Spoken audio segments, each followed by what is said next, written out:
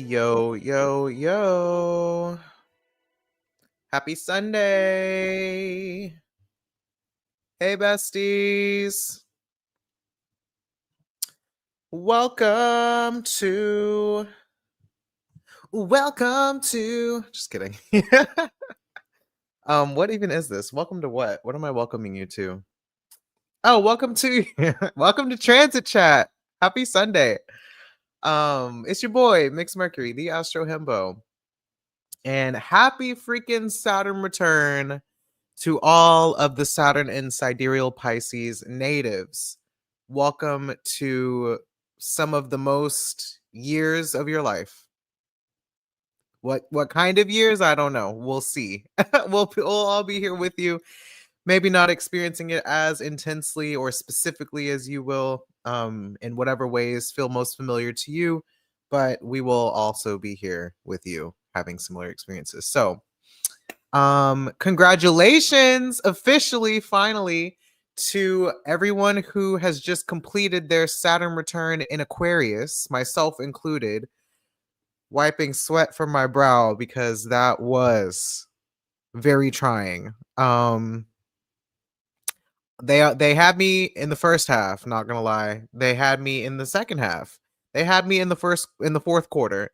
But I will say getting to my last birthday felt like a weight lifted and shifted for me. So hopefully for you all who are getting started in your Saturn return, best of luck to you. We're going to talk about Saturn today in Pisces and maybe reflecting on the eclipse a little bit more because it was a big eclipse and I think it's going to echo out for quite some time beyond just this weekend. We're also going to briefly talk about, well, not briefly, I think throughout we'll also be talking about Mars in Cancer this week. That will be on April 2nd. And then we'll also have Mars trine Pisces this coming weekend. So lots of water in the sky right now in this week that we haven't had very much water in quite some time, especially over these last couple of months. So I'm feeling it already. Very tired.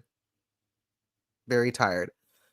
So first, just kind of give y'all a little background of my week because I started my new job and it went really well. Honestly, couldn't have asked for it to go any better. My coworkers are great. My boss is great. The vibes are great. Everybody is super chill and laid back and very sociable. And I mean, I say chill and laid back. They can be pretty high energy and very just friendly. Like everybody's so freaking friendly and nice. They got me gifts on my first day, like a nice mug. I don't have it here with me, but they got me like little gifts and things. I have my office that I can set up and decorate however I want. So yeah, I think it'll be a good fit. And even waking up early, as long as I go to bed, like I wake up at 6 a.m. without an alarm. So I'm not even complaining about that. I am tired by the end of the day, just because the job is a lot of socializing and walking around. So good thing that I am an active person, so that part's not the worst ever. But I did get back into the gym because now that I'm an employee at my job, my gym membership got cut basically in half, so that's super cool. But I did go back to the gym on Friday and Saturday to do legs and upper body, and I'm so tired and so sore. Like it's definitely been at least a month since I've lifted, so I'm very tired today. But I have some interesting topics and potentially my first unpopular opinion.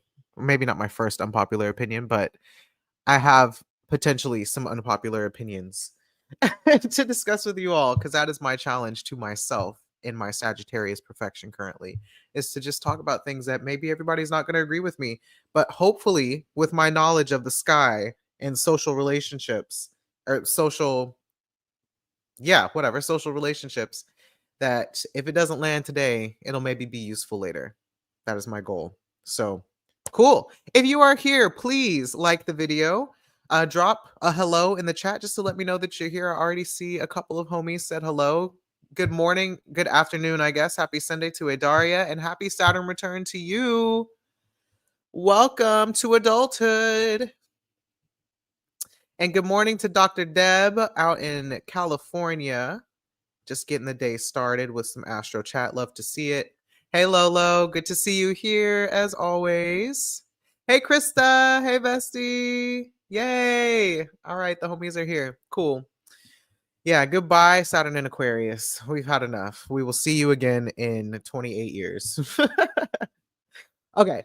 So to start, I have a little bit more of like a summary of what this Saturn in Pisces, this past eclipse, I'll say specifically, really was.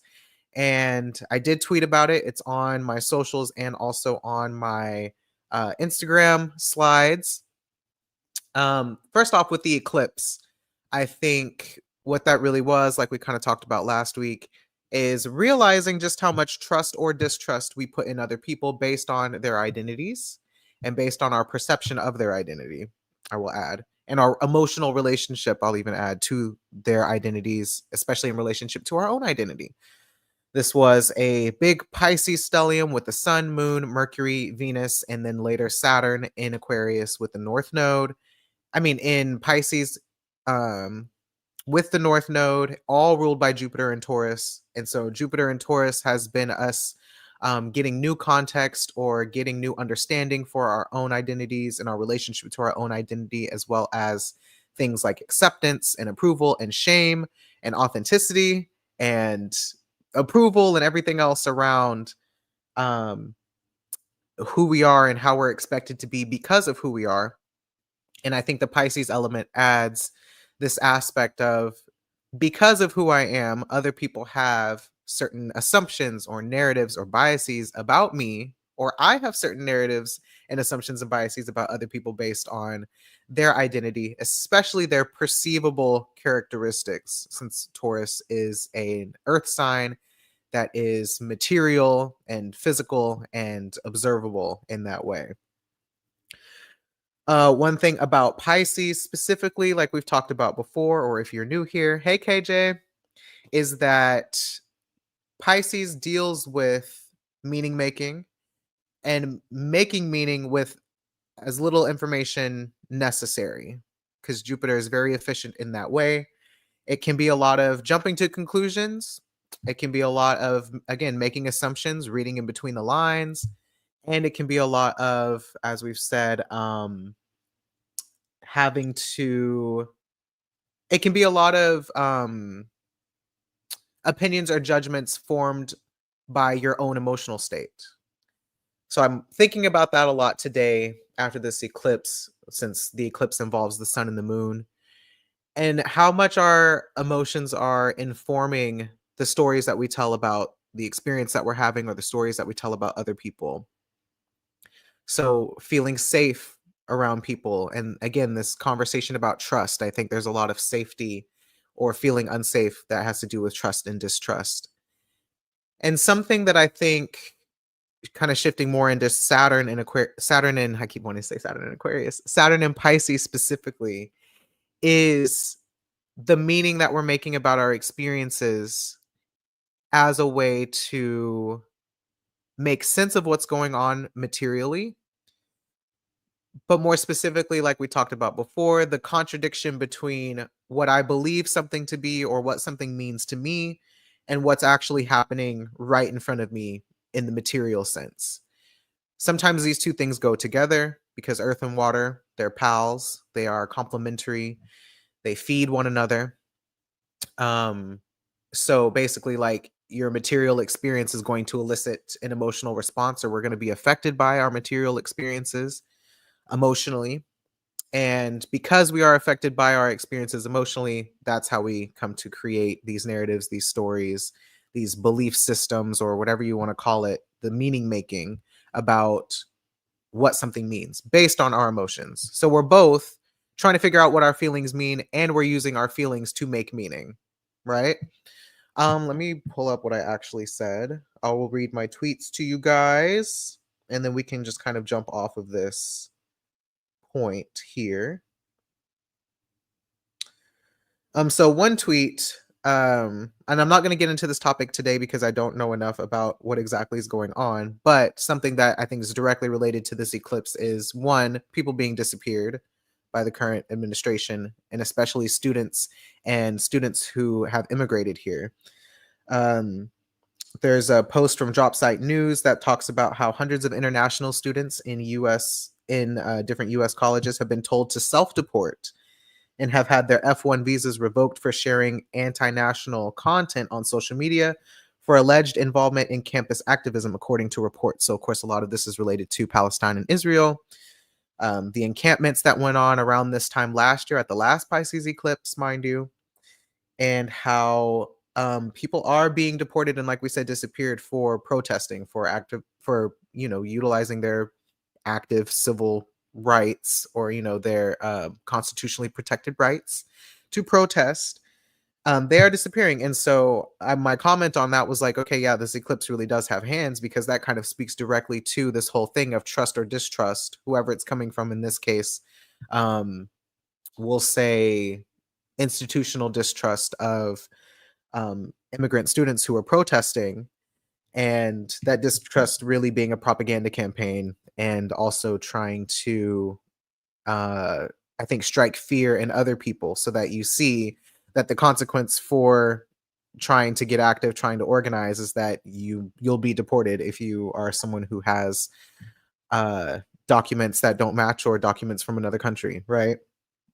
If you're someone who's not adhering to the status quo, or being particularly nationalistic in terms of the US, then there are consequences for that right now, is kind of the statement that's being made, or the meaning that can be taken from those actions. So definitely unsettling to see during this time, and something that, of course, we're not being given full context. So the way that the story is being framed to us is not being framed in a way that would really speak to the full picture of what's going on. It is meant to create a bias as well. So that's something that I see happening, and we'll likely see more of that happening moving forward. But aside from that, just speaking on kind of the person to person level, when talking about Saturn and Pisces specifically, yes, let's get into that. And this is actually going to set the stage for a little bit of a pop culture conversation that I want to have today. So, on Saturn in Pisces, what I expect to see are more contradictions between what we believe or assume things and situations to mean, um, contradicted with the material reality of what's actually happening. So, what I think something means, what's actually happening. There might be a bit of a disconnect between that. I speak about it being a disconnect because Saturn itself is a malefic. It's likely going to cause more trouble than it is going to cause um, good things, but it's never black and white. Bad things lead to good things lead to bad things, right? But in general, I think there's a lot of dissonance with this transit that we are reckoning with, or wrestling with. And I think the goal with Saturn always is to try and turn towards the thing that you have dissonance with, or that you've been ignoring, or that you feel in denial about. So that leads to my next piece. Meaning is created by our emotional reality and what we have the capacity to hold and process in a given moment. So if you feel like you can't hold your own emotional reality, or even hold the emotional reality of someone else, you will apply meanings to things that make you feel better, rather than accept what's actually happening at face value. And that can go either way. Feel better can mean the spiritual bypassing of just like hoping things work out for the best because you believe in God and you're God's favorite and this and this and that, right? That can be one way of reckoning with an uncomfortable reality. It can also be, see, I knew this person was this, and this, and that's why I shouldn't trust them, and validating yourself in that way. That can also be regulating. Does that necessarily mean that both of those things are objectively fact and true? No. But if it's true to you and it makes you feel better, that might be the thing that you tend to lean into, even if it contradicts what's actually happening right in front of you at face value. So tricky. Another thing that I think about with this transit is really speaking a little bit more to the Earth Capricorn side of Saturn, and the ways that that relates to Pisces in terms of this whole like ignorance and denial thing, withholding information and not having access to certain things. There's a way that that feels like a bit more of a denial in the Capricorn Saturn sense, or the Earth Saturn sense, that I'm also applying as Saturn with Pisces. Also, hello to the people who have just joined. Welcome in. So I go on to say, I see it as a form of denial, being the Saturn piece, that's actively rooted in a distrust of yourself to effectively deal with reality if you were to believe and act on your true feelings or intuition about whatever it is that you're dealing with, which I think that's a bar. So again, speaking about Saturn and Pisces, if you just joined, these are some posts that are on my Twitter, and they're also on Blue Sky and Instagram if you'd like to read them yourself. So we're speaking about denial of your own intuition on the one hand, your own emotional reality on the one hand, and on the other hand, personal narrative and meaning making can be really effective tools for emotional regulation and perspective shifting, which is something we use a lot of coaching, especially when reflecting on events of the past where you may not have had all of the information that you needed to arrive at an accurate conclusion. It's just It's just as important to notice which emotions are creating the stories and beliefs that you hold about reality, and to see if those emotions, or excuse me, to see if those stories and beliefs actually fit within the current context of your experiences. Because you aren't the same person today that you were back then, at whatever that reference point is. And the world around you has also changed. So your goal, your job is to adapt and to find a way to figure out what is still true today and what has actually changed versus the first time that you probably dealt with whatever emotions, whatever the origin of those emotions is. So this is definitely something that comes up a lot in coaching, and that came up a lot in my coaching school, where when someone is, for example, telling you about, I don't know, a conflict that they're having with someone, with a friend, right? And as a person is telling me the story of whatever the conflict is, my job is to, I'm kind of playing a Pisces role as a coach, right? Like I have to sit and I'm listening. But I'm not just listening to the words that they're saying. I'm also noticing their own body language as they tell a story. Are they hunching over? Are they, crossing their arms? Are they holding tension in any particular ways? I'm also noticing the way that their tone changes. Is their voice getting choked up? Does it seem like their eyes are getting watery? Like, what are some of the emotions that this person is feeling or that I'm picking up on as the receiver of this information that I can kind of mirror back to them to help them get more insight on even their own interpretation of the story that they're telling? And what ends up happening a lot of times is, someone will tell a story. I'll ask them, like, okay, so what are you feeling right now as you tell me about this? Like, oh, okay, my throat's getting tight. Like, I feel pressure behind my eyes. My stomach is clenched. And I'm like, okay, whenever you take a moment to just like really feel into those feelings and to just kind of sit with those, to observe that sensation in your body, what comes up for you? And then the next thing that comes up, I never know what it's going to be. I can think I know what it's going to be. I'm always surprised what people have to say whenever they actually tune into their own emotions in a specific moment. And then when they share, that gives us a more present, centered place to leap off of and then get deeper into the conversation to see what else can come up, what else can we extract from, or what else can we extrapolate from the sensations that they're feeling as they tell this story. And then that eventually leads us to get a little bit more context to say, like, okay, you're feeling this way not just because of the present conflict that you're dealing with, but also because of all of the previous times in your life that you felt these particular sensations, and then what the outcome ended up being after that. Whether you tried to address those sensations or speak up to yourself or tell someone how you felt, those sensations are a reminder of that last time. So I'll stick a pin in that because I see some more people have joined us. Hi to Desiree. And I already said hi to KJ, but just to put you on the screen, hello, hello. Lolo says, "Woo, I was just telling myself that I have to trust myself 10 times more." Absolutely. Yes. Krista says, "Do you think Saturn and Pisces will have some echoes of Saturn and Sag since they're both ruled by Jupiter?" Yes, I actually really do. I think for a few reasons, right? One, yes, because they're both ruled by Jupiter. And a unique thing about mutable signs is that just like Pisces and Sagittarius both being Jupiter ruled signs, they're also in a square with each other. and squares are tension aspects. They are conflict aspects. They're power struggles. And there's a clear upper hand in this case between Sagittarius and Pisces. Sagittarius is the one in the superior or the imposing position to Pisces. So if you're someone, for example, who has Pisces rising, Sagittarius is your 10th house. And one of the things that we've kind of spoken about before on live is the ways that even though Sag and Pisces are both Jupiter ruled signs, they are conflicting elements, fire and water.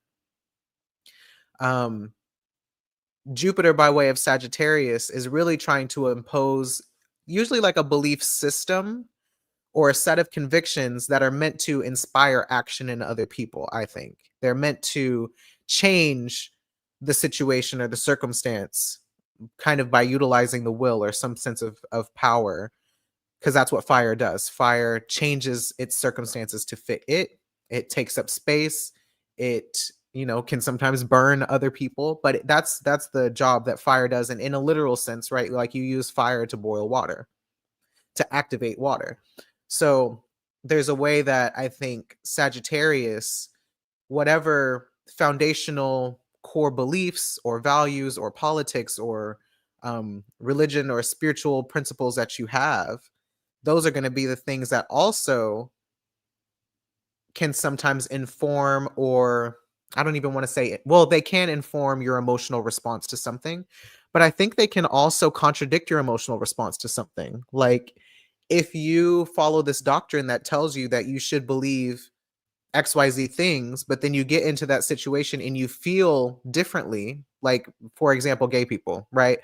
Like if you are a Christian and Bible is talking about homophobia as a sin, which is not what it says, but homosexuality is a sin, which is not what it says, but using this as an example, then your feeling about gay people, about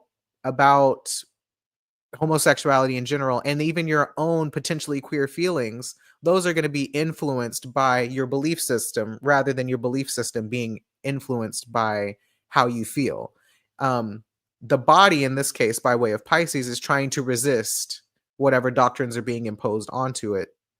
And then the doctrines are trying to impose themselves on your emotions, your body, whatever, which is not always a bad thing. Sometimes it's helpful to have, something that you can have faith in, that you can root your beliefs in, and then use that again to drive your behaviors. But yes, in some cases, it can also be internal conflicts.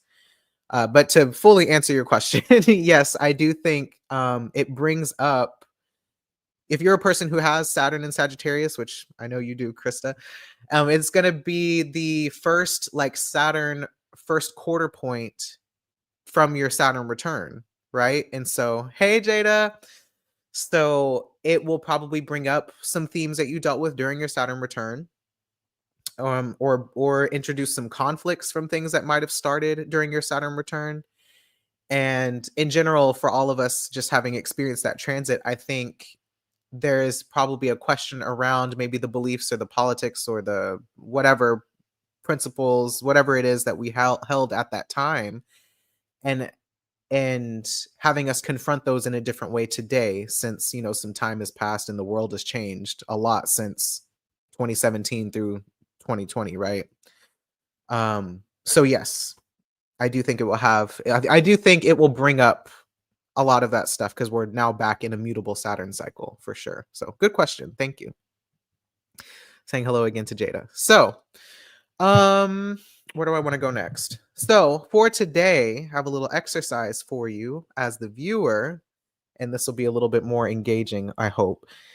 As I am discussing today's pop culture topic, I am very curious to know what comes up for you in your body, emotionally, physically, for you as we're having this discussion. And I would like to know, you can even tell me as we're in the conversation, like what feelings are coming up for you, and then we can pause and investigate what that actually means for you, or what meaning that you are creating based on what I'm saying throughout this conversation because of how you feel. It may not connect that way very obviously right off the bat, but I think in general, this is a good practice to have for the next 3 years while Saturn is in Pisces, because something that's already happening while we're in the middle of this Mercury retrograde and this Venus retrograde in Pisces, along with the eclipse and Saturn ingress, is that somebody can say something in plain English and everybody will hear it differently based on their own emotional state, first off, and based on, going back to Jupiter and Taurus, whatever assumptions and biases and projections they have about the person who is doing the speaking. So, again, your job, if you just joined in, is to try to listen to your own feelings in your own body and your own sensations as we're having this conversation and see what comes up for you.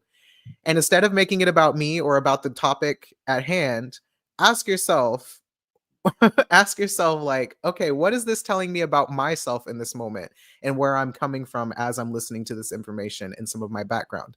And if you feel brave enough to share it in the chat and you want us to kind of like extrapolate on that, then let's do that, because I think this could be a really interesting exercise. So before I introduce my topic, I want to see what y'all are saying. Jada says, I think I missed what I need to be looking out for in my own chart. Is that today's topic or last video?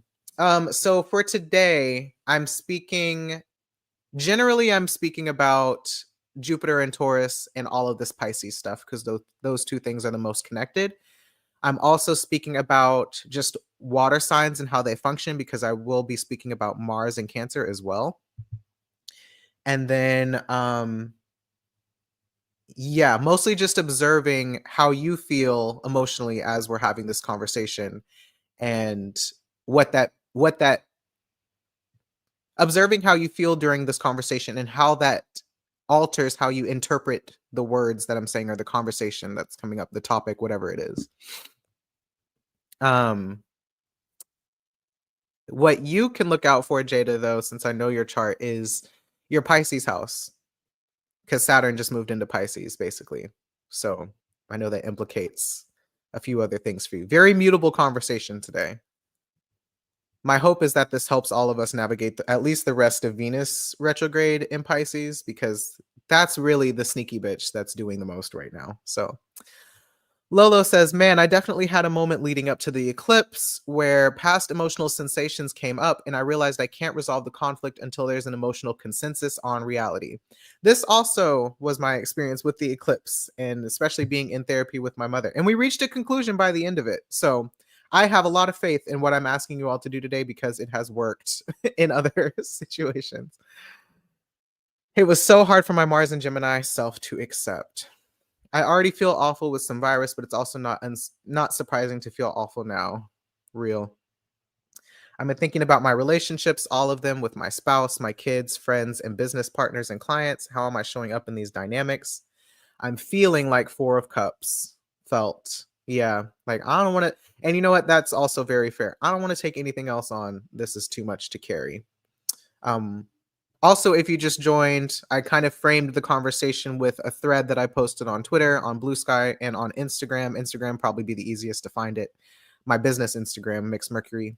A thread kind of talking about what I think Saturn and Pisces will be doing over the next few years, especially depending on where Jupiter is. I have Mars in Cancer and the Moon, and feeling sluggish in my 8th house.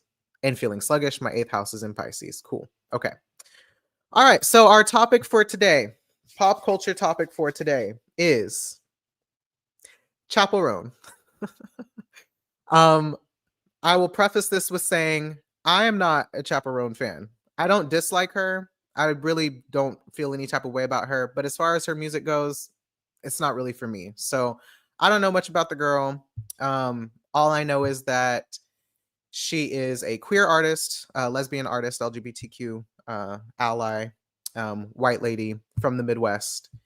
And she has spoken up about some political things in the past, as far as like when asked to endorse Kamala Harris, she was like, I'm paraphrasing, not going to do that. I kind of feel conflicted about, genocide. So I'm not going to just tell you that you should vote for her. And then went on to say a lot of other things like, don't look to me to like tell you who to vote for because I'm just some bitch. Like that was basically the energy. I could be misparaphrasing, but that's basically what I got from that whole thing. And this was like last summer.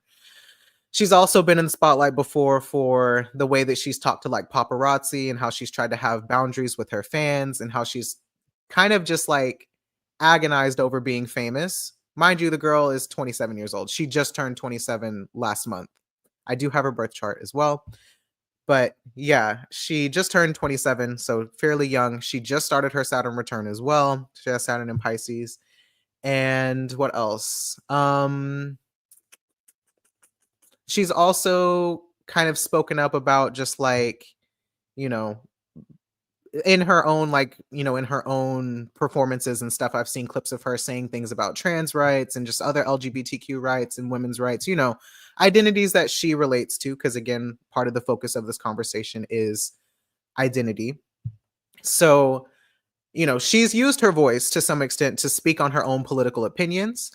And it seems like every time that she's spoken up about anything, she gets a lot of backlash, which I think is interesting for her being a white celebrity, personally. But again, for me, her music is just kind of like not really my thing. I don't like it sonically, but I can appreciate the fact that she does try to speak up about things sometimes, right? So that's where I'm coming from personally. I felt like this was a good topic for me to use because I don't really feel any personal bias towards her. Like I really could care less about her one way or another. But slash and she recently did the Call Her Daddy podcast, and the Call Her Daddy podcast is led by a girl named Alex, who is my age, I believe, and just another white girl. It's a white woman podcast. She has all kinds of guests on. She actually had Kamala Harris herself on her podcast. She talks to everybody. And it's just like they just be talking. The original, and I'm giving you all the context because it's important, right? The original purpose of the Call Her Daddy podcast and its namesake was that Alex was originally on there to like try to empower women to like, sleep around and have whatever types of relationships they want to have with men versus always being like submissive and subservient to men. So it's kind of that like girl boss attitudes and women independence, we as women type of vibe, which I'm also not really into. But I have actually seen a few episodes whenever she's had people on that I was curious about. And I think they have good conversations. So it's all just open-ended conversations. She asks questions depending on the artist or creator, whoever it is that she has on. If you can stand to listen to white women babble, then, it's not so bad, but it's going to be white women babble. So you kind of know what you're getting yourself into. Okay, so that's the context, right? And so that's the context. So there is a specific segment of this conversation that got clipped, gets posted on Twitter, on TikTok probably, and everywhere else, and everybody is upset about it.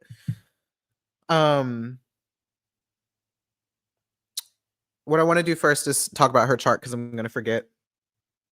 Her birth time, we don't know for 100% sure, but I guess she's posted her own chart before, and so I can guess that her rising sign is probably Virgo.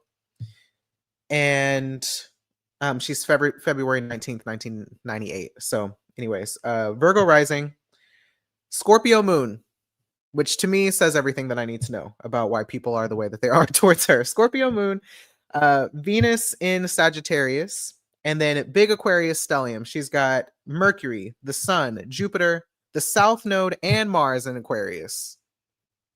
RIP. And then all of that is ruled by Saturn and Pisces in the 7th house. So already I'm like, okay, she's got a Scorpio moon. She's got 3 mutable placements and a big Aquarius stellium. Like, of course, every time she opens her mouth, people have a problem with it. So there's that. So in this clip, she is basically, and I'm paraphrasing, you can go look it up yourself. I do have a timestamp for the section of the podcast that's relevant to today's conversation if you want to watch it for yourself.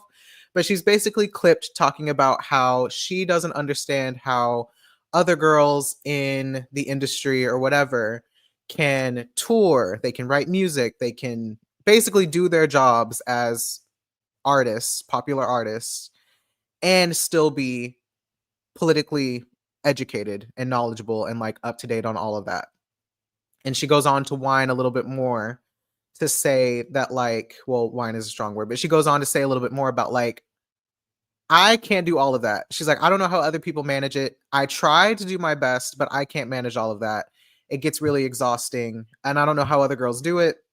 And I also don't understand why people are looking to me for their political, like looking to me for political opinions. Like I'm a pop star. So that's like the gist of what she says. And the tweet that kind of went viral about this was someone quoting it and saying, like, this is usually my gripe with white people in politics. And I was like, hmm. Because to me, I have some of the context of knowing that she has spoken up politically before and got dragged on the internet by a bunch of liberals for not automatically being like, hey, vote for Kamala Harris. So you got people in the reply saying all kinds of stuff to her based off of this one little clip, um, calling her all kinds of things, and even some people accusing her of being MAGA, just like all kinds of stuff. And it's just like, for me, I'm reading that, I'm listening to it, and I'm like, yeah, I get how what she said really doesn't look great in terms of the apathy that comes from a lot of, especially white people with privilege, of just not wanting to basically be invested in politics, right? um the types of people who are just like, yeah, I can't be bothered with politics. Like, why do people make politics their whole personality? Like, I just can't be, this attitude of like, I can't be bothered to really look more into politics because white fragility, right? Like that's kind of how everybody is taking this clip. And if you only take that clip, honestly, yeah, that is the impression that you get from her saying that. So I'm going to pause there and let everybody feel their feelings about that. If you've seen the clip, I'm very curious what you felt whenever you first witnessed her say that and what your thoughts were about it. Feel free to tell me in the chat because I'm very curious. Hey, Jim. I think I saw that thread. I don't know much about the girl, just made me giggle for some reason. I mean, I don't. Let's be real. People were mad. I don't care one way or another about her music, but I was surprised people got mad about her not wanting kids. So that was the other thing. Thank you for reminding me. That was the other thing that she's also getting canceled for right now, is that she also, I guess there's a clip floating around, and I didn't get to this part of the conversation, but she was saying like, something, I'm sure she was asked a question about like, something if she wants kids, and she's like, I don't want kids. She's like, all of the people I know my age who have kids, and she's 27, all the people my age who have kids are miserable. Like they are, in the trenches, they don't have lives, they're this, they're that, like, they're really struggling basically as parents, and they're miserable. And I guess a whole bunch of people also took offense to that, and were really just pissed about what she was saying. And granted, she was definitely going in and being like, yeah, these people are miserable, they have no light in their eyes, they seem like the joy is sucked out of their souls, like they don't have time to sleep, they don't have time to do whatever to take care of themselves. She's like, I want no parts. And people are up in arms about that. So basically, I was like, okay, knowing some of the things that I've witnessed her say before, I'm going to look into this a little bit further because I feel like she's being clipped out of context. So I went and watched the episode. And if you want to just see the part that is relevant to the clip that's going around on Twitter, it starts at 36 minutes and 16 seconds in. At least to me, this is kind of where the conversation, where all of these things fall together. And I took notes. So a Scorpio moon catching heat for being confident about their own feelings. Shocking. Exactly. The mention of Kamala Harris feels like a jump scare fever dream. Exactly. I saw she said the same about folks who got college degrees. That part I didn't hear, but I would imagine there's something to be said about that as well. Okay, so for you guys, so far y'all are saying she's right, though, probably about the part about not wanting to have kids. Her response is very on par with how she's responded previously, so I'm neutral. I'm surprised they're mad about that. I feel like it's unpopular to want to have kids these days, that which I would agree. Given that the government is being run by eugenicists, white supremacists, I can see, right? Must be other parents. I feel that. Right. Okay, cool. So, so the question that Alex asked her that I think kind of started this part of the conversation to me, if we're going to have full context, is how has your relationship to your sexuality evolved over the years? And Chapel says basically, and this is me paraphrasing, so again, watch for her exact words. Um, she basically says that she's more comfortable with saying that she's queer, and at the same time, her nervous system is so fried so that it's hard for her and sometimes feels too sensitive to be sexual at all, whether that's mostly in her personal life. Because for her, sexuality exists more on stage now as a performer, as Chapel Roan, but intimately, it feels too vulnerable and shameful when so much of her is being exposed and is constantly being vulnerable as a person who's famous. So it was basically like, yeah, I mean, as much as I feel more comfortable saying that I'm queer, that I'm gay, whatever, and showcasing my sexuality on stage, when I'm in my personal relationships, like a lot of shame actually comes up. And it feels a little bit too vulnerable for me because so much of my life is already vulnerable and exposed that, like, I kind of want to keep some parts to myself. And that part she did say herself, that she wants to keep some things to herself or save some things for herself. So it's hard to find a balance between that. And then Alex, they have more back and forth. Alex goes on to say, do you ever resent the Chapel Roan moments because you're sacrificing your authenticity for the performance of it all? And then Chapel says that she resents the job because she can no longer just be a person. And she was talking about, like, you know, she can't just tell her neighbors who she is and what car she drives. And, like, you know, if you see anything weird going on, like, you know, have my back or whatever, because it's going to open her up to, like, stalker behavior. And, you know, she has no privacy as a person, you know, with a ton of fans, all that type of stuff. And that she says that you don't know what you're signing up for whenever you know, seek fame or celebrity or whatever. And the ways that it really changes your body, again, speaking to the nervous system thing, and that it's like having a second puberty. And I thought her saying that was really interesting with the timing of her Saturn return coming up, because yeah, Saturn return does feel like a second puberty in a way. At least it did for me, literally transitioning, right? And so Alex says, like, it's important to recognize that your passion for art is the thing that you want people to enjoy and connect to, but that sharing your art is also tied to fame, and also yourself, your personhood is kind of implicated in sharing that art. And then she asks, like, what would younger you think of Chapel Roan today? And her real name is Kaylee. And so she says, young Kaylee felt really restricted and angry, misunderstood, depressed, etc. And she really wanted to be free, but never thought that it would happen, which you can literally see based on her chart. Mutable rising, Scorpio and Aquarius stuff, like mutable stuff going on. She says, um, she never thought that she would experience the type of freedom that she's experiencing today. And Alex is like, doesn't that make you happy? And she's like, Chapel says, like, it's awesome that she honored her inner child to the max, but she's not sure how to honor her adult self to the max.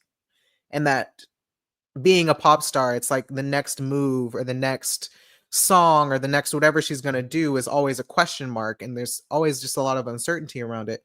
And that there's no game plan around how to ensure that you're always making the right decision. Again, mutable themes come up heavy. So this is where the question gets asked that leads into the clip, right? Is where Alex says, you know, kind of paraphrasing again, that Chapel shouldn't be criticized for acknowledging that there's an element of your life that is really confusing right now, and which is relatable, even if other people can't relate to fame. And that there's this expectation for you to have all of the answers and to be grateful, etc., when in reality, it's more complicated than that when you're a famous person. And that when famous people express this sentiment, right, like that being famous is not all that it's cracked up to be, it's not that they're asking people to feel bad for them, but it's to just have some empathy for that experience, because you really can't know what that's like until you're experiencing it. And I think we've talked about this before too, just when you have visibility and influence and you're constantly in the spotlight and a lot of people know who you are, you just become a projection screen for everybody's thoughts and feelings about you, and your humanity also kind of gets eroded in that process, right? And so Chapel responds and says, this is the part that basically gets clipped a little bit later. She says, people expect me to play by different rules because I'm gay, and that I should be more politically correct and knowledgeable about things that my peers aren't even expected to know, or that they don't even get asked. She's like, I have my opinions, but that doesn't mean that I know everything about every topic that I have opinions on. I try to know everything that I can, but whenever I don't answer a question correctly, or if I don't know everything about certain communities, it's like, how can I do it all? And then how can the other girls do their job and be knowledgeable about politics? It's exhausting and impossible. Also, why are you looking to me for all of the answers? I'm just a pop star, right? So, and again, you can watch for yourself to form your own opinion about what you think about what she said and how you feel about it. For me, again, I'm listening with the context. My Jupiter and Taurus, filtered perception of this conversation is okay, these are two famous white women talking to each other about being famous and white and women, and for Chapel also being gay, and how they reconcile with being famous and also having opinions about politics, and how, as a famous person, people have, if you express your opinion about one thing, people are going to have expectations of you to know how to speak about these things and to get it right all the time. And like, they feel a pressure. I would say my perspective is that they feel a pressure to be able to talk about the things that they have opinions on and to be politically correct about it all the time. And when they aren't politically correct all the time or knowledgeable all the time, they get crucified for it. And that's really complicated because they try their best, but in reality, their best is never going to be good enough for the people listening, because people either already feel biased towards them or are going to take what they say out of context, or, whatever. There's just a lot of pressure around the spotlight, and it's just not all that it cracked up to be. And so for Chapel, based on the whole context of the conversation, she's just talking about like the conflicts that she has with being famous. Like, yes, it's everything I ever dreamed of. And also, holy shit, like, my life will never be the same. So it's, to me, the mutable of it all is like listening to that little clip as like, if I were listening to this as someone who um feels really strongly about my convictions and my politics. And like, if I were a real Sagittarius bitch, which I'm not, I would probably hear her say that and have the same opinions that everybody else has of like, oh, this white girl is complaining. Like, this famous white bitch is complaining about the fact that people want her to be more politically educated. Like, girl, get a grip. Your life is not that hard. You can do better. You can always do better. And some of that is true. But at the same time, that's not what she was really talking about in that moment. Um, and even then she said herself, like, I try my best, but sometimes it's just ultimately not enough, and sometimes I get it wrong. And knowing that she has Virgo rising and a Sagittarius Venus, like, obviously she does really give a shit about the things she gives a shit about, especially as it pertains to her own identities, being a woman and being gay, specifically what she's talking about, and probably being white as well, right? Like, um, she probably does feel an expectation, even for herself, to be more knowledgeable than she actually realistically can be about all the things that she cared about, which she listed being like, being performing, drag, and everything else that she, like, is lamenting in that video. And to me, I'm just like, yeah, that makes sense. Like, I can relate to that personally as somebody else with Gemini rising, right? Like, I have an expectation of myself to be really knowledgeable about stuff and to have really strong political opinions and to not misspeak on certain things, because I know the consequences of doing that are really high. And I'm only got like 5,000 followers on Twitter.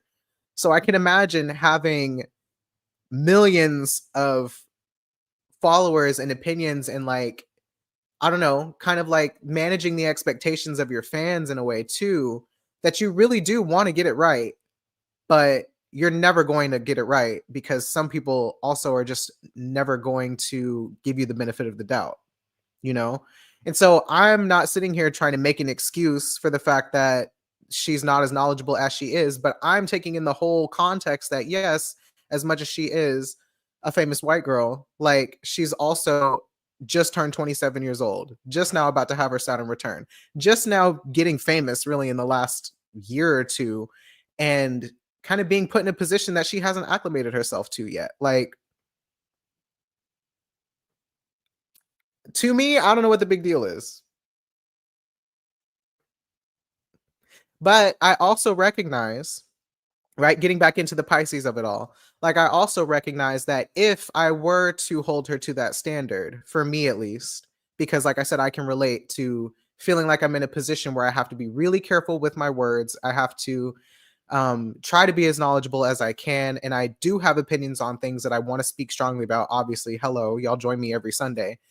um, there are times where my own self-talk and previous life experiences have been that I've been also, um, criticized or patronized for saying things, for one, for just being wrong. Sometimes I've just been wrong, or for maybe not saying things the right way, or for maybe not conveying an idea in the most palatable way, or to, just you say something the wrong way on the internet and people will blow it out of proportion. Like, I've been through that experience myself as well.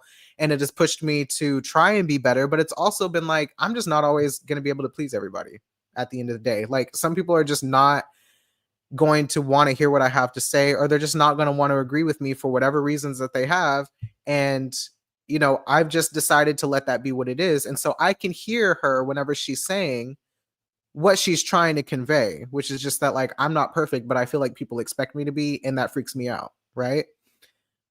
But if I hadn't like worked through my own process of trying to give myself grace for the times that I didn't know enough or didn't get it right or misspoke on something or whatever, and constantly bullied myself for not knowing enough and not being educated enough, then I would be just as critical of her for not knowing enough and being educated enough, because my experience is that whenever I don't know enough and I don't get it right, people jump on my ass. So people have a right to jump on her ass too, because she should be doing better because this and this and that. And it's like, that sounds like it's more about me than it is about her, really, at the end of the day.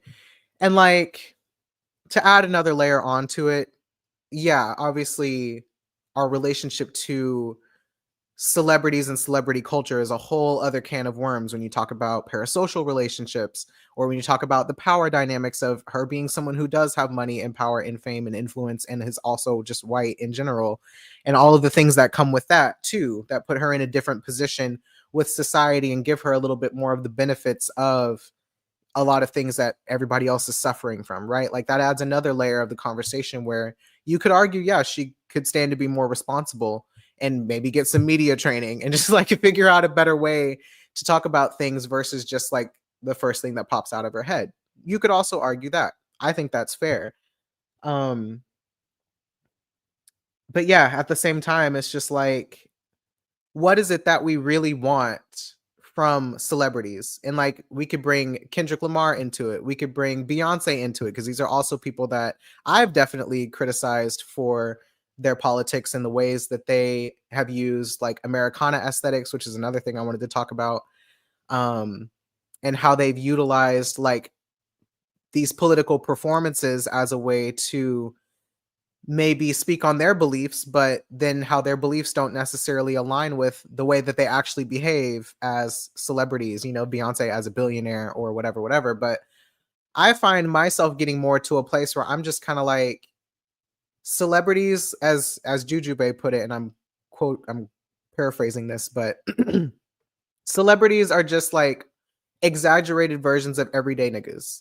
I think is what she said. They're just everyday people who are in the most extreme position of like visibility and influence, and we give them a lot of power for that reason. um we can over identify with them for that reason. They become archetypes almost more than they do people, when at the end of the day they are also people. They just live in a completely different experience of reality than we do, that we can't relate to. So there's a lot of things here, right? That people, when they hear her say these things, they're interpreting it through that lens. And the assumptions that you make, or the way that you interpret what she says in that interview, is highly based on the context that you are coming from, more than the context of the conversation itself. So the reason I asked everybody, like, yeah, kind of notice how you feel as I'm talking about these things and like what comes up for you. If you disagree or if you agree or if you have something that you would want to add or you're kind of like, um, but another thing I would even add to that is the fact that me saying it as, a black trans guy who you've known, and had conversations with, and the ways that I'm talking about it, you're also going to receive that same information differently from me than you are from her. So I will also add in, you're probably not as triggered by it because I'm saying it. And if you have a fond relationship with me, then it's just kind of different, right? So even that's probably not as great of an example, but something to think about. Because sometimes I can listen to people that I fuck with say certain things, and I'm like, I don't know about that. But anyway, let me see what y'all are saying in the chat. My sister was sharing those sentiments to me as a young parent too. My introduction to her has been her conflict with fame, so that colors my reaction to what she says because I know she hates the exposure of being a celebrity. Same here, yeah. So asking her to assume more of it politically is like hell to her. Right. That was the same way that I thought about it. Same, especially with seeing her speak out about the music industry a bit regarding not having healthcare, etc. Yeah, I think she did say something else too about like people not advocating for artists' rights and things like that too. And she might have even said something about AI art before too, but I could be misinformed on that. It's like she needs a therapist for coping with celebrity, and then once that personal stuff is resolved, start being a public figure in that way. I would agree. I would definitely agree. And I think they all get that at some point, right? Because she's also just struggled with her own mental health stuff before being famous too. So I can imagine like having to deal with both of those things at the same time. Child, I would not like it. It's almost like speaking about being uncomfortable draws more attention, which is a nightmare in the being perceived department. Yeah, totally.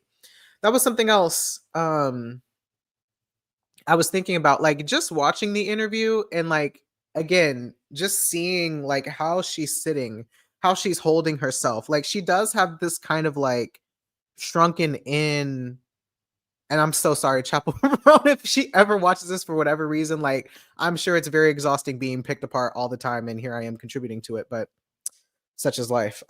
Just the way that she's like holding herself, the way that she's kind of like looking off and thinking, because I know I do that a lot too, right? I'm like thinking, you can see the wheels turning as I'm forming my ideas and opinions, and the way she just kind of holds herself, I'm like, yeah, she's not really comfortable with doing this at all. Like this is not, she don't have no Leo in her chart. She's got a massive Aquarius stellium and a Scorpio moon. Like that girl is not trying to be out here like that. But with the Sag Venus, I'm sure she can't help but to like feel really strongly about certain things. So, like, I don't know. K2 and Saturn were on her placements heavy. Yeah, big time. Exactly. Both things can be true, and we cannot extract nuance out of conversations solely when it's convenient to our agenda as listeners and perceivers. Absolutely. Same. It makes me think about Alabama Barker and the bad baby beef that's been all over. Yeah, I saw that, but I don't have any idea what was actually going on there. So I can't really comment, but relevant, I'm sure. Ooh, I saw a post of someone defending Americana with this photo Gordon Parks took, and turns out that the photo with the flag wasn't about Americana at all. So folks were saying bring back art history. Interesting. Yes. So on this topic, I'm feeling so much of this identity and lack of context thing coming up a lot from Americana to the Studio Ghibli AI art. Yeah, so let's talk about that too, because I wanted to add that into the conversation as well. The other thing that happened this weekend um, was another Black artist who was part of a family called not Infinity Song. Infinity Song? That's the band, right? Infinity Song. It's like a group of siblings, of Black siblings, and they released a song called Sinking Boat that if you're on Twitter or on socials, you probably heard when they were like really spamming us last summer with that song Sinking Boat. um that's like, why should I worry about rocking a sinking boat, it's all going to flames and a cloud of smoke, that whole thing. um Which the lyrics of that song are even interesting as well. So one of the sisters, Momo Boyd, she released a single and it's called American Love Song. Monotone ass singing. And they have a nice sound, at least the sinking boat sound, like they sound nice. They're a little awkward in the music videos and stuff, but they're like cute siblings, whatever. But she released a song called American Love Song, and all the promo from it was very like American flag. And so if you know nothing about the song, and you know that the title is American Love Song, and that the clip that was circulating was specifically about her singing this line that has something to do with like, I'm too American because of my independence, like, or I can't give up my independence for a relationship, something, something, something. I don't remember exactly the lyrics, but that one verse got clipped.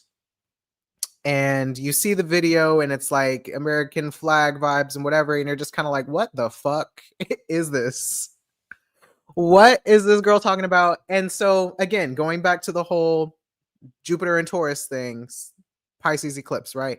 You're viewing this with no context, and it is a Black woman singing about how she's too American to be in a relationship and to love someone because she really values her independence, and she's waving American flags around, and the song is called American Love Song or whatever.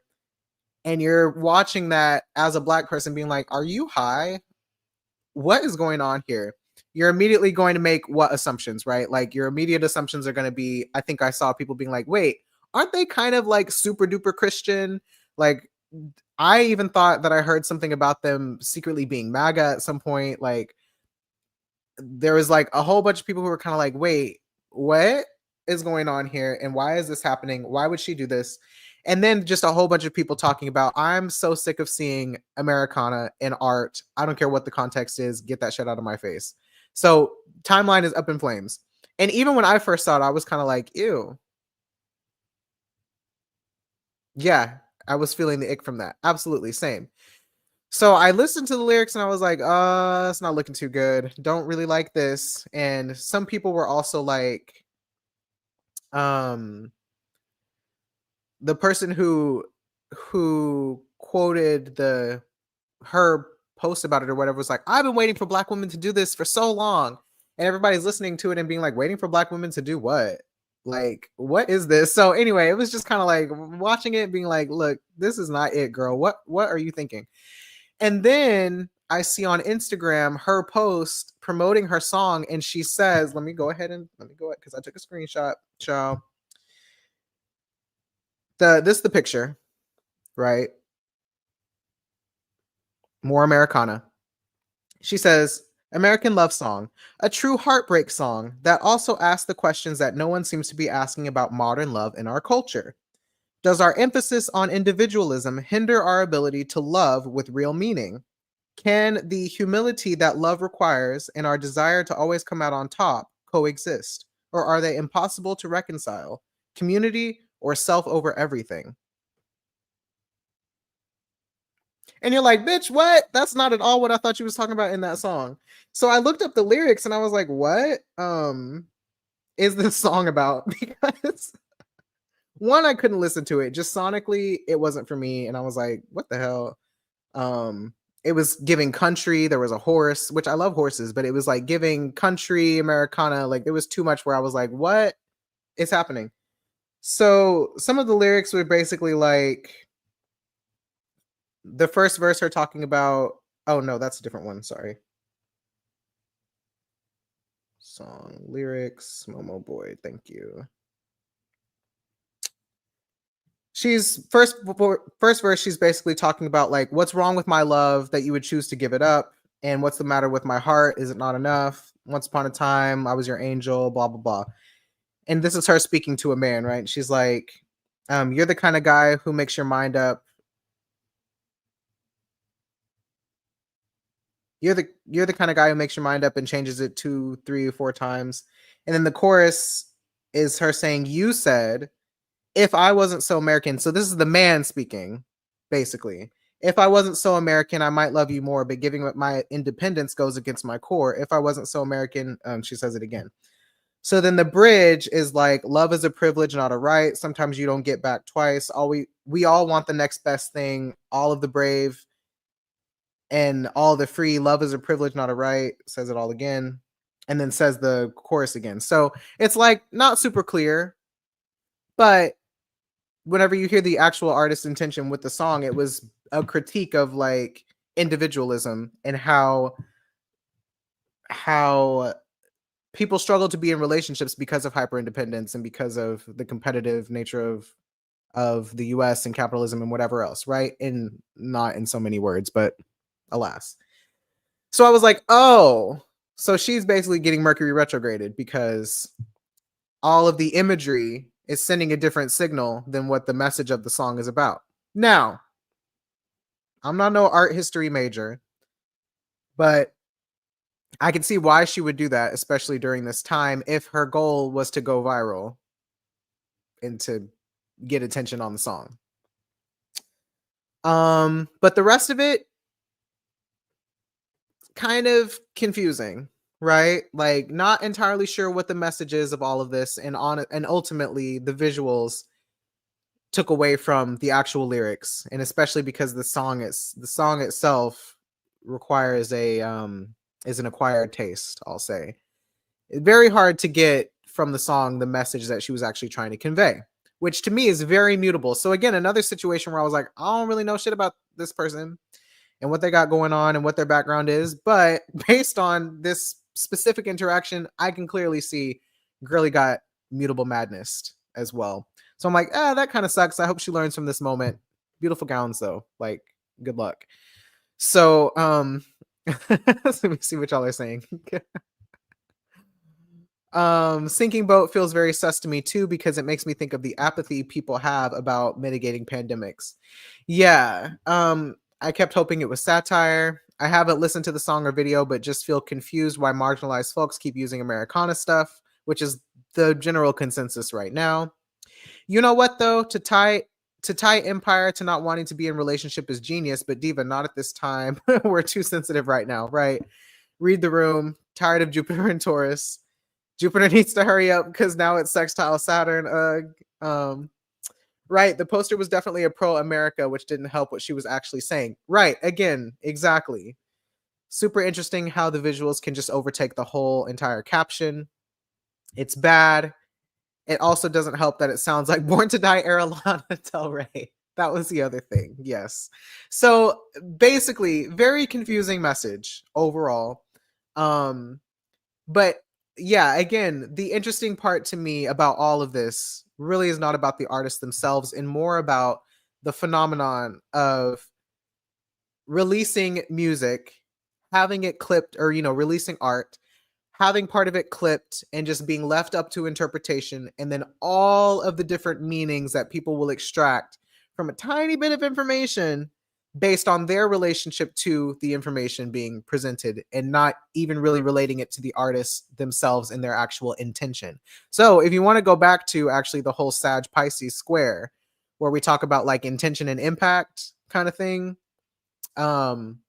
which I usually think of intention and impact specifically being more Virgo Sag, but I would say intention and the way that people were affected, because affected would be more the emotional impact of a situation, right?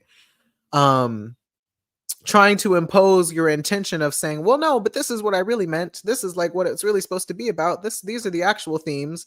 And a lot of people's emotional reaction being like, nah, I don't buy it. I don't buy it. And it's like, no, but this is what it meant. This is how you were supposed to receive it. And people being like,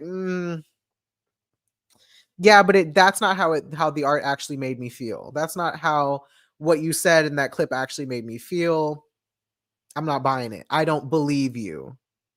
And that's the key. I don't believe you is at the heart of all of this, which leads back to what? Whether we trust each other or not, based on how we look and the context that we're coming from with our identities, whether we share those identities, what things we do and don't have in common, and the assumptions that we make about each other based on that. That is my thesis. That is my analysis on all of this.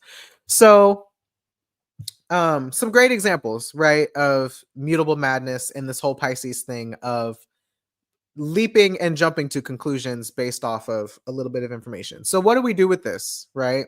Like we've talked about before. What we do with this is seek context, seek more context, um, and not running away with your first thought about a thing, because Pisces is also skepticism. So it's not saying to automatically believe everything that you see, but it is actually saying don't believe everything that you see automatically. Like sometimes things are what they look like, and sometimes there's maybe a little bit more that needs to be considered that isn't included, that would give you a fuller picture of whatever it is that you are interacting with or consuming. Whether you do this with celebrities or not, I don't really care. Um, but in your everyday life with everyday people, and especially in your personal relationships, this is something that I think we could stand to be a lot better about, because we also do this with each other all the time.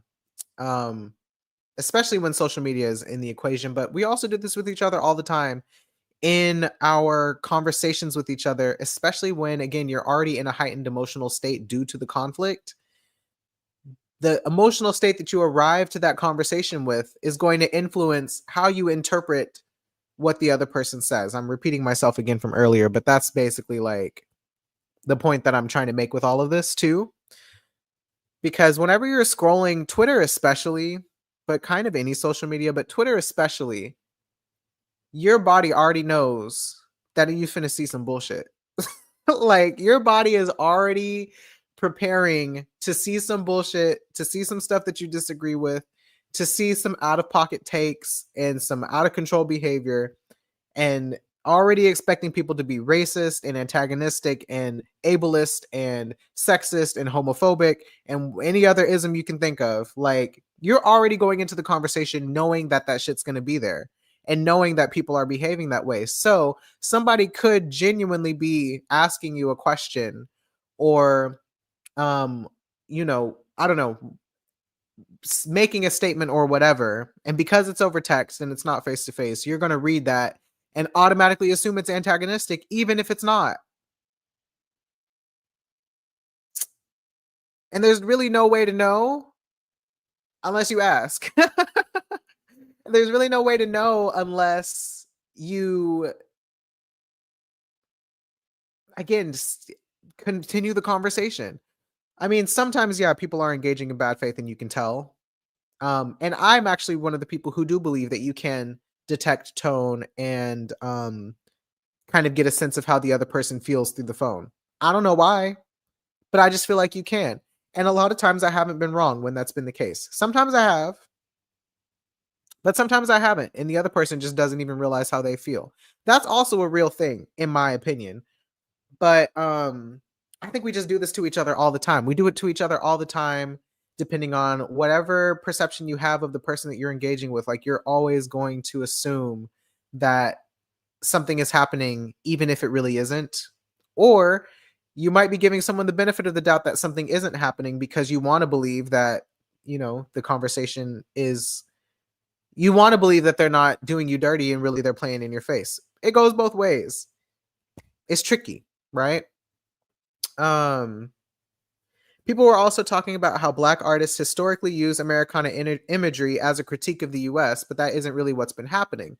The context is different now, unfortunately. Exactly. Yeah, some Black artists are definitely becoming more MAGA and voted for Trump, right? Or they just have their best interests in mind, and so they're aligning with power. And then some Black artists are trying to make a critique, but it's still not being received well because other people are just fed up with seeing the flag. It's like seeing a swastika at this point, right? Which rightfully so. I think that's totally fair. I feel that way as somebody who lives in Texas, because I will see an American flag and a Trump flag, or I will see an American flag and a come and take it flag, or I'll see an American flag and the freaking Blue Lives Matter flag along with it, and it immediately gives me neo-Nazi vibes. Like I'm uncomfortable. So I don't have much faith. I used to have, if you guys been with me for a while, I used to have a uh a rainbow LGBTQ flag, but it still had like the 50 the 50 stars part. Um so it looks like an American flag but with LGBTQ colors. I got it cuz I was like, haha, what a gag because America hates gay people. Like I'm going to get this as like kind of an edgelord thing. And then I was talking to Emilia and Emilia was like, "Yeah, I don't like that shit." And I was like, "Oh, it didn't occur to me that other people would see that as me like being patriotic and gay, which other people probably mean it that way." So I'm like, "Oop, yeah, maybe I don't want this in the background of all of my maybe I don't want this in the background of my well, one, maybe I just don't want it somewhere that's super visible and that could give somebody the impression that I'm patriotic at all whenever I'm not. I'm probably going to just take this down cuz I don't want to be misinterpreted in that way." Um where was I going with that? Um but yeah, all that to say like rightfully so that people feel that way. But I do wonder too sometimes like we've talked before about how the eclipses are going to shift into Leo and Aquarius. They basically already have. But yeah, that's a great example of when people's perception does matter to us. Exactly. If it's someone who you do actually like trust, one, and whose opinion actually matters, and when you are trying to convey a particular message to people, it does matter how you present yourself. Like that is one where the Leo Taurus thing is actually really important because you don't want to if you want to be perceived a certain way, you do have to present yourself a certain way. Unfortunately, that's just how eyes work, you know. That's just how perception and projection works. But there will be times where you can do everything in your power to present yourself a certain way or to present information a certain way or to express yourself a certain way. And some people are just not gonna fucking take it the way that you meant it. And that probably doesn't have anything to do with you, right? Like you can only manage that so much. So um same vein danger of memifying politicians. Like you may think it's funny, but it disarms people from how they actually are, like Dr. Umar. Exactly. And we've talked about that with Taurus placements before. You know, cracking jokes about like your trauma and stuff as a way for you to like disarm people from whatever it is, or you know, to manage your own shame around the things that you've experienced and stuff. It's like on the one hand, if you want to be taken seriously, you have to be serious. And on the other hand, sometimes you just have to know your audience, right? Like if you're gonna crack jokes, like for me, like y'all know me because y'all have logged a lot of hours with me. So you know what my sense of humor is. You know when I'm being serious and when I'm not being serious. You also know whenever I'm like being dry and cold and sarcastic and whenever I'm actually like, you know, being Saturn about something. You know, like all of those things, like you're allowed to have your personality, but yeah, in terms of how people are going to perceive or receive it, that's 100% wherever it is that they're coming from, how they're going to receive your stuff. And again, not something that you can always control and manage, but something to consider depending on the context, right? So, all mutable madness stuff. But what I was going to say about the eclipses moving into Leo and Aquarius, like, yeah, moving forward, I do think this whole question of like what America represents and means to Americans is a big question and a really important question because all of us can't leave. All of us can't it's really hard to individuate when your entire nationality is implicated in some of the most heinous shit that other parts of the world are experiencing. Like, I remember the Venus retrograde between Cancer and Leo a couple years ago, and I think there was a Mercury retrograde in Leo as well, and I remember writing a post that was something about, like, birds of a feather flock together, and how difficult it is to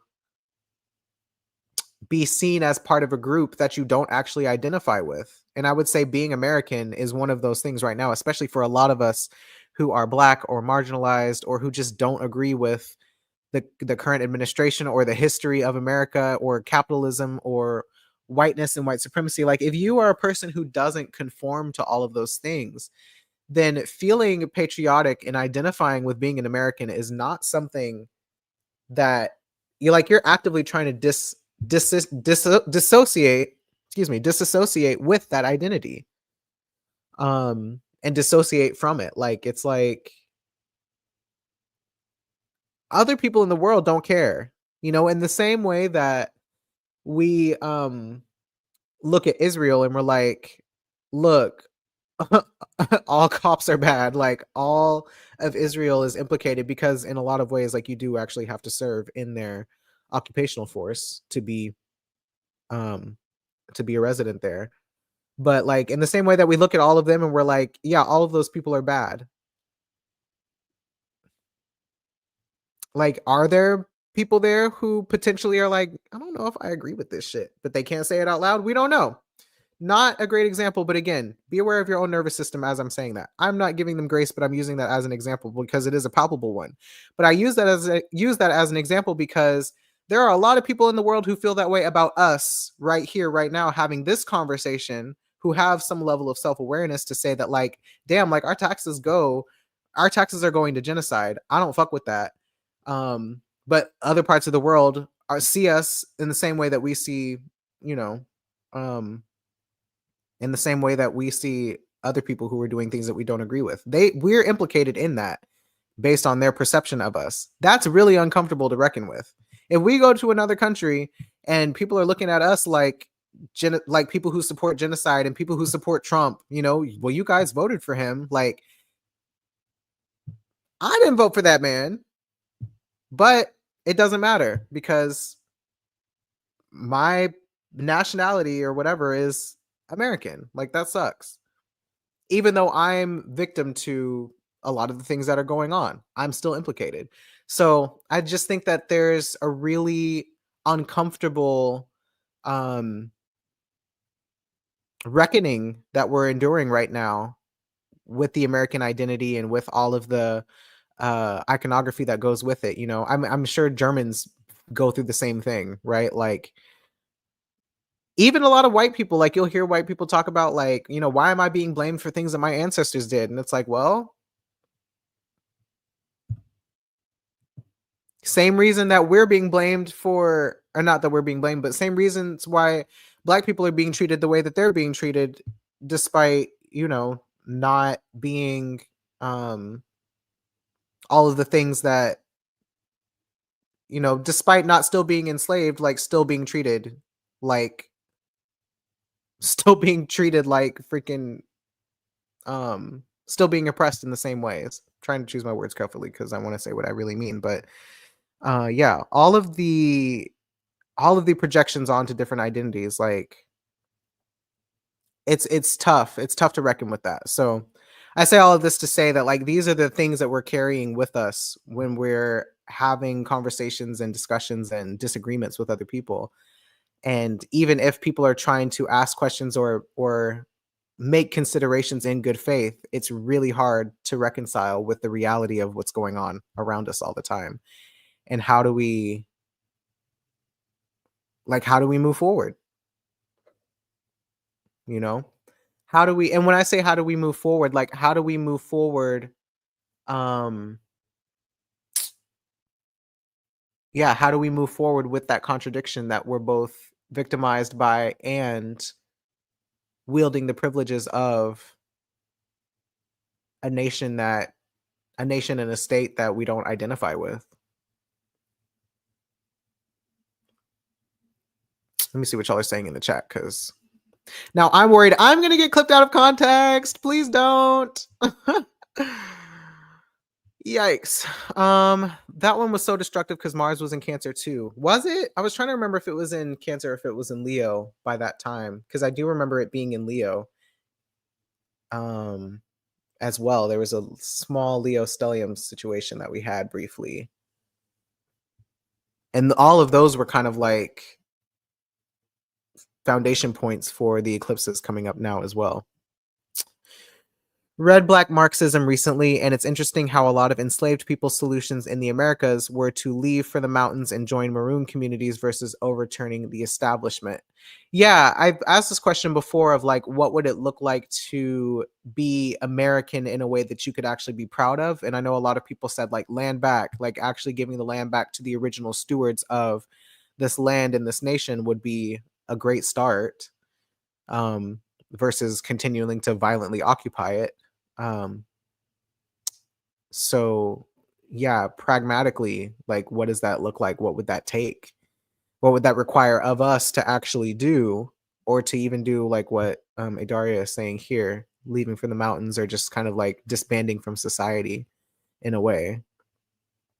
There's this contradiction I'm realizing about lots of Black folks talking about reclamation, but at the same time get mad about slave narratives. Right. Yeah, a lot of like the South. I know a lot of people like this came up with Cowboy Carter, which I still have not listened to all the way through, guys. I'm sorry. I just haven't I just can't make myself do it. Um but I know a lot of people saying they really resonated with that album despite all of the Americana because they do feel some attachment and some sense of pride or whatever you want to call it around their history as Black people in the South. um Not around enslavement obviously, but just around their own family legacies and things. And I'm like, well, like there's got to be something there for that. It's just not going to be neat and tidy and fit into these nice compartmentalized little boxes in a way as much as we might want it to, because nothing about humanity is that simple. We try our best, but it's really, really complicated. Yes, the contradictions are so effing loud. Regarding Black Marxism, gotta read that. Reminds me of June Jordan's writing on tourism, feels relevant. Yeah, don't even get me started on tourism. But that's also true. I've been watching White Lotus. And I don't love the series overall. I think the first season was probably the best season, and then the other two I'm like having trouble actually paying attention to them. So, but the first season was pretty good, and it was in Hawaii. And I've visited Hawaii because I was visiting my partner who lives there, my ex-partner who lives there. Anyway, and so the experience of being there as someone who knows someone who lives there and who's actually like in community with the natives, the native population and native Hawaiians, it's a different experience than like, going to stay in Waikiki in like a resort or some shit and like to be entertained by the people whose land you've stolen. Like, ew, like, ew. I don't know. Yeah, anyway, that's a whole other conversation too, but I think it's part of this as well. You go and visit a foreign country that is largely being exploited by tourism more than actually being helped by it. Like that's another thing where you are an outsider, you are a visitor, you are a guest there.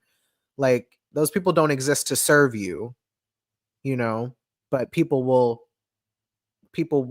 approach traveling and tourism in that way. It's very gross to me, so I don't know. And I'm not really somebody who travels like that either, but it is something that also gives me the ick. What are you saying it doesn't matter to? I know you're saying it in quotes because it's something I said, but I forgot what I said. Oh yeah, you're right about Mars and Leo, but it was close to conjunct with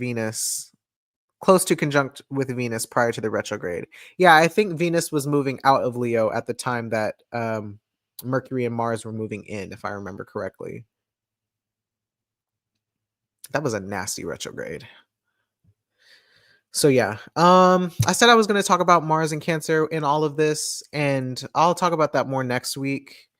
But basically, the Mars and Cancer of it all is kind of the same thing we've been talking about, like noticing the emotions that arise up in you.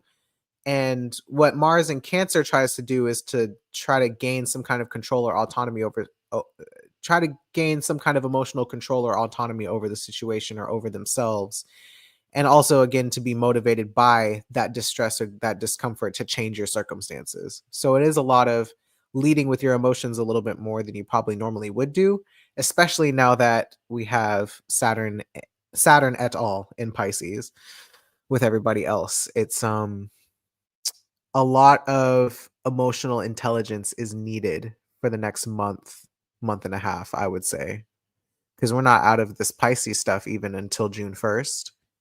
And then Mars, I think, is in Cancer until sometime early June as well. So, coping strategies, emotional regulation skills, self-soothing skills, co-regulation skills. Again, really strengthening your emotional intelligence, because yeah, we'll get to June, and then it'll be time for the sun in Cancer and everybody else as well too. So just keep that in mind. Lots of feelings, lots of body, lots of relationships, and being affected by other people's feelings as well on the horizon. So, okay.